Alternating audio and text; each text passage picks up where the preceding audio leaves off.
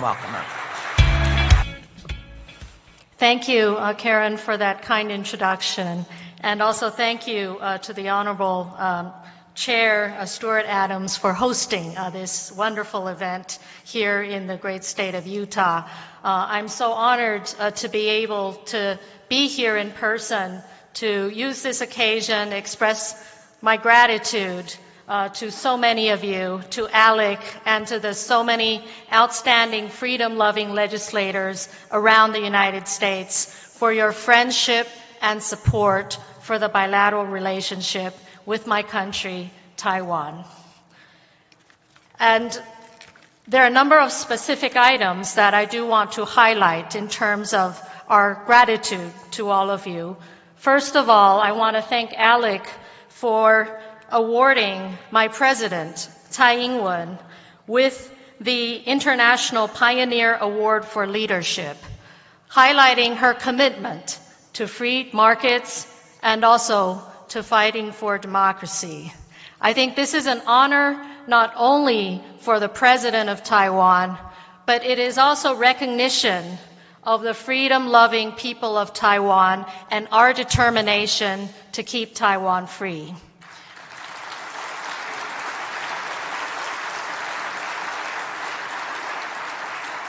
I often say that you are living in the land of the free. We are living on the island of the free.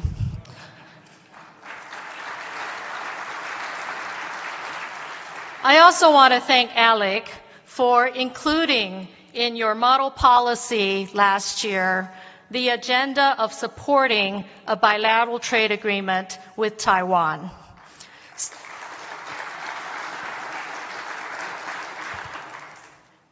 Bilateral trade with Taiwan is in the interests of both our countries. For us, it will help us diversify from over-dependence on the Chinese economy. I think this necessity has been highlighted, especially during COVID, where very often we are vulnerable to dependencies on China, whether it's on the provision of PPEs or for other supplies that go into our pharmaceutical and medical device supply chain. What we want to do is work among like-minded democracies that share the respect for international property rights and playing by global rules and scientific standards. Mainly, we also believe that it is only in societies that respect the freedom of speech where true innovation can propel technology that advances human progress instead of technology that is abused and used for surveillance and controlling their people.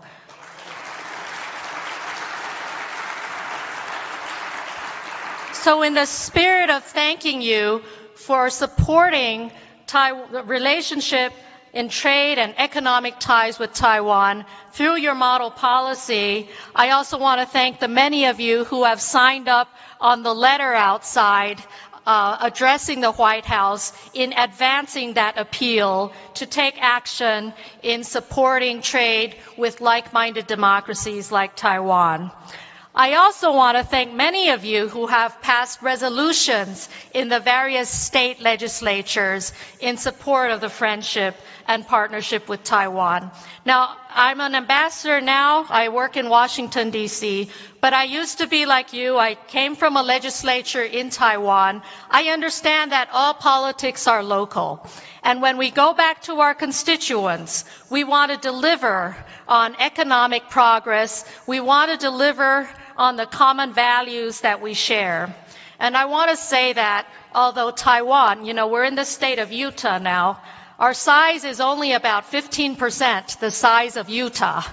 But we are the 8th largest consumer of American agricultural products in the world. Which means per capita-wise, each Taiwanese citizen is the 2nd largest consumer per capita-wise of American agricultural products, just 2nd to Canada. So we love American agricultural products. We also love American technology that is based on ingenuity and innovation in an environment of freedom. We are also fans, and of course we depend also on American energy exports that help propel our economy and our industry. So this is a bilateral partnership that reinforces our strengths, and we help each other. Let me give you another concrete example. We just heard from the Senate President from the state of Arizona. Now, Taiwan's semiconductor company, TSMC, is now working on a $12 billion investment in Arizona to produce semiconductor chips.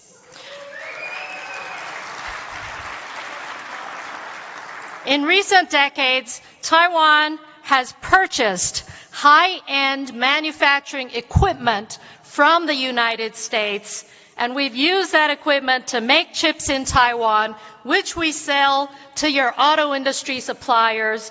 Your automakers make the cars and sell them back to Taiwan. So isn't this a mutually beneficial and reinforcing partnership?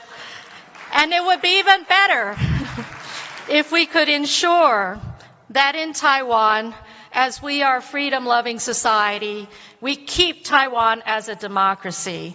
So in addition to supporting our trade, partnership, I want to thank so many of you for also supporting the defense partnership as well as the political relationship that is based on our common values of freedom and democracy, as well as our common interests in ensuring the peace and stability of the Indo-Pacific region, as well as the prosperity of both our economies. Taiwan stands on the front line of confronting the Communist Party of China. We are under daily coercion on the political level, economic level, as well as militarily. And the United States has always been the most reliable friend and partner of Taiwan as we are confronting coercion from the CCP. You know, when I first started out in politics, Taiwan was just holding our very first ever presidential election, and that was in 1996. And China responded to our very first election by firing missiles against Taiwan.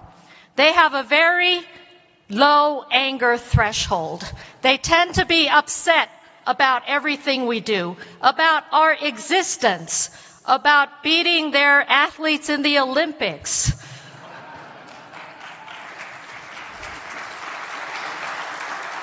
But I think what's most important is that we work together to preserve our democracy. It's not only important for the people of Taiwan, it is important for all the freedom-loving people in the world, because the Chinese Communist Party has a narrative.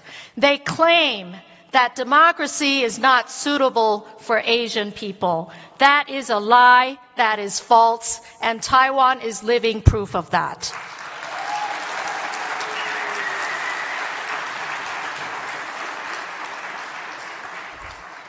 So thank you again for your steadfast support for Taiwan, and we look forward to working with all of the state legislatures on continuing to advance our economic partnership in so many ways. We also look forward to working with you on educational exchanges for all the young people of your schools and your universities around the United States who are questioning the presence of the Confucian Institutes and the way the Chinese government exercises censorship and surveillance on their students. Taiwan is your best alternative for learning the Chinese language in an environment where the young people can exercise their full freedom and tweet whatever they want without the risk of going to jail. So we have a lot of work to do, and thank you again to Alec and such strong enthusiasm for this partnership that continues to be so meaningful for democracy, for freedom, for our values, as well as for our interests. Thank you again from Taiwan.